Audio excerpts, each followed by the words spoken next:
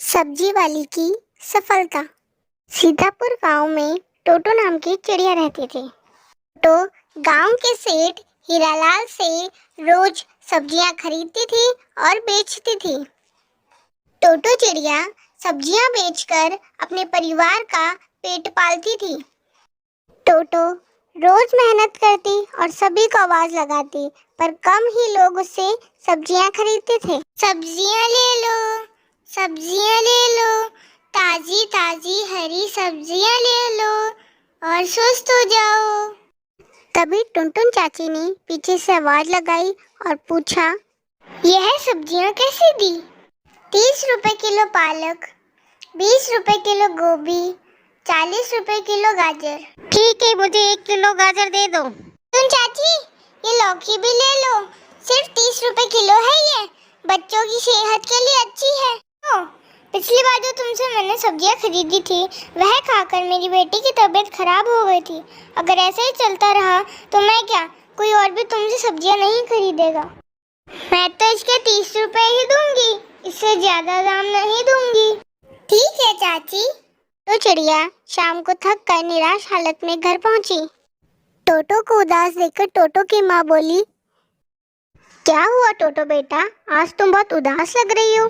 टोटो बोली, मैं क्या करूं, मैं बहुत मेहनत करती हूँ और कोई मुझसे सब्जियां ही नहीं खरीदता। जो भी खरीदता है वह सभी शिकायत करते हैं कि मेरी बेची हुई सब्जियों से उनकी तबीयत खराब हो जाती। तुम उदास मत हो, और इन सब्जियों को खाने से राजू की भी तबीयत खराब हो गई है। तुम कल हीरालाल सेठ से बात करना। हाँ माँ, मैं कल ही बात करूँगी। टोटो सुबह सुबह हीरालाल सेठ से बात करने गई। टोटो चिड़िया बोली, हीरालाल सेठ, बुरा मत मानना, पर लोग मेरी सब्जियां खाकर बीमार हो रहे हैं। हीरालाल सेठ बोला, एक तो तुम उधार खरीदती हो और ऊपर से मुझ पर इल्जाम लगा रही हो। जाओ, किसी और से खरीद लेना और देखता हूँ तुम्हें कोई कैसे सब्जियां देता है। तो चिड़िया शाम को थक कर निराश हालत में घर पहुंची। टोटो चिड़िया ने सारी बात अपनी माँ को बताई। टोटो की माँ बोली, क्यों नहीं हम खुद ही सब्जियां उगाएं? तुम एक काम क्यों नहीं करती? तुम जैविक खाद का उपयोग करके अच्छी सब्जियां क्यों नहीं उगाती? पर माँ, हम सब्जियां कहाँ उगाएंगे?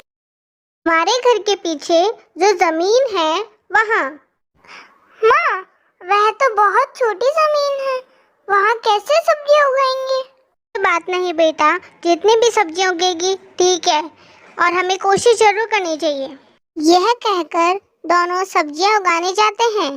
देखते कुछ दिनों बाद ढेर सारी सब्जियां उग गई और टोटो चिड़िया अपनी उगाई हुई सब्जियां बेचने लगी और सारी सब्जियां बिक भी जाती और उसे बहुत फायदा होने लगा।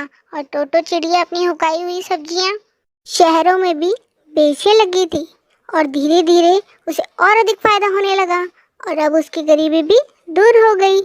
देखकर हीरालाल को भी सबक मिला कि किसी को भी लालच और बेईमानी नहीं करनी चाहिए, बल्कि अक्ल और ईमानदारी और परिश्रम से कार्य करने चाहिए। हीरालाल ने जैविक खाद से सब्जियां उगाना शुरू कर दी